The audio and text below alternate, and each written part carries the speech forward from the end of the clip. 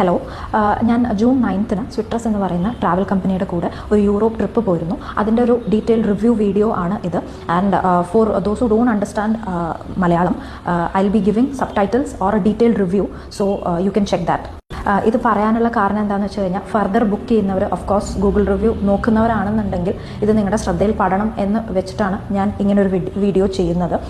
നമുക്ക് ഇനീഷ്യലി അവരുടെ ബ്രോഷറിലായാലും അവരുടെ വെബ്സൈറ്റിലായാലും ഇൻട്രൊഡ്യൂസ് ചെയ്യുന്ന പാക്കേജ്, നമുക്ക് തന്നൊരു പാക്കേജ് 2,43,000 പ്ലസ് ടാക്സസ് ആയിരുന്നു. ജൂൺ 9 ഞങ്ങൾ പോയത്. 12 ഡേയ്സ് ട്രിപ്പായിരുന്നു. ഈ ഒരു ലോവർ പ്രൈസിന് അഡ്വർടൈസ് ചെയ്തിട്ട് ആൾക്കാരെ അട്രാക്ട് ചെയ്യുന്നതാണ് ഇവരുടെ ഒരു മാർക്കറ്റിംഗ് സ്ട്രാറ്റജി. നമ്മളുടെ ഇനീഷ്യൽ ഡിസ്കഷൻസ് വിത്ത് ആ സെയിൽസ് എക്സിക്യൂട്ടീവിൽ നമ്മൾ ചോദിച്ചിരുന്ന 2 കാര്യങ്ങൾ, ഹോട്ടൽസിൻ്റെ സ്റ്റാൻഡേർഡ്സ്. അപ്പോൾ അവർ പറഞ്ഞു 4 സ്റ്റാർ 5 സ്റ്റാർ സ്റ്റാൻഡേർഡ് ആയിരിക്കും. നമ്മൾ ആദ്യം ഒരു 10 ദിവസത്തിൻ്റെ പാക്കേജ് എടുക്കാനാണ് പോയത്. പക്ഷേ നമ്മൾ പുഷ് ചെയ്തിട്ട് ഈ ഒരു പാക്കേജിലാണെങ്കിൽ ഹോട്ടൽസ് നല്ലതായിരിക്കും, പിന്നെ ഹോട്ടൽസ് സിറ്റീസിൽ തന്നെ ആയിരിക്കും. അപ്പോൾ നിങ്ങൾക്ക് നൈറ്റ് ഒന്ന് എക്സ്പ്ലോർ ചെയ്യാനും ഇതിനൊക്കെ പറ്റും എന്ന് പറഞ്ഞുകൊണ്ട് മാത്രമാണ് ഞങ്ങൾ ഈ പാക്കേജ് പ്രൊസീഡ് ചെയ്യാം എന്ന് വിചാരിച്ച് ഞങ്ങൾ അഡ്വാൻസ് പേയ്മെൻറ്റ് ചെയ്തു.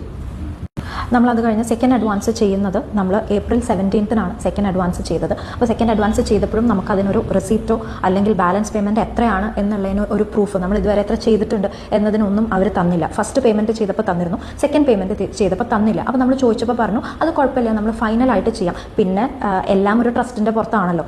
അപ്പോൾ നമ്മളും അത് വിശ്വസിക്കുകയും അങ്ങനെ പ്രൊസീഡ് ചെയ്യുകയും ചെയ്തു. അത് കഴിഞ്ഞ് ഞങ്ങൾക്ക് വിസ വന്നപ്പോൾ ഞങ്ങളത് കളക്ട് ചെയ്യാൻ വേണ്ടി ഓഫീസിൽ പോയപ്പോഴാണ് നമുക്ക് വേറൊരു സ്റ്റാഫ് നമ്മളെ കോൺടാക്ട് ചെയ്തിട്ട് ബാലൻസ് പേയ്മെൻറ്റ് ഞങ്ങളായിട്ട് ഇനീഷ്യലി ഡിസ്കസ് ചെയ്ത റേറ്റ്സ് നിന്ന് ഒരുപാട് ഒരു ഹൈക്ക് ഞങ്ങൾക്ക് ഫീൽ ചെയ്തു. അപ്പം ഞങ്ങളത് എന്താണ് എന്നറിയാനായിട്ട് അവരുടെ ഓഫീസിലേക്ക് ഇൻ പേഴ്സൺ പോയിട്ട് ഓൾമോസ്റ്റ് ഒരു 3 to 4 hours ഞങ്ങളവിടെ വെയിറ്റ് ചെയ്തു.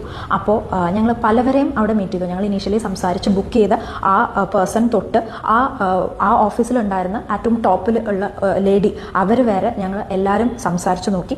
പക്ഷേ I am so sorry to say, അവരുടെ എറഗൻസ് അല്ലെങ്കിൽ അവരുടെ ആ ഒരു റൂഡ് ബിഹേവിയർ, പൈസ കിട്ടിയപ്പോൾ പിന്നെ നമ്മുടെ ആവശ്യമാണല്ലോ, അത് വേറെ അവരുടെ ആവശ്യമായിരുന്നു. പക്ഷേ പൈസ വൺസ് അവരുടെ പോക്കറ്റിൽ പോയി കഴിഞ്ഞപ്പോൾ അവരുടെ action and attitude was totally rude.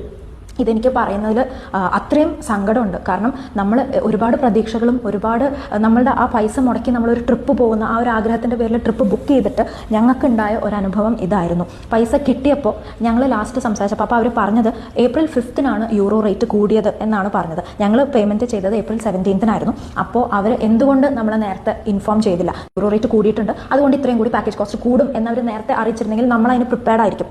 All of A sudden ഞങ്ങൾ പറയുന്ന എമൗണ്ട് അടച്ചാലേ പാസ്പോർട്ട് തിരിച്ചു തരുള്ളൂ എന്നാണ് അവർ നമ്മുടെ അടുത്ത് പറഞ്ഞത്. ഓൾമോസ്റ്റ് 2 അഡ്വാൻസ് ചെയ്ത് കഴിഞ്ഞു. അപ്പോൾ ഞങ്ങളിപ്പോൾ 2 പേരുണ്ടായിരുന്നു. അപ്പോൾ 2 പേരുടെയും സെക്കൻഡ് അഡ്വാൻസ് വരെ ചെയ്ത് കഴിഞ്ഞു.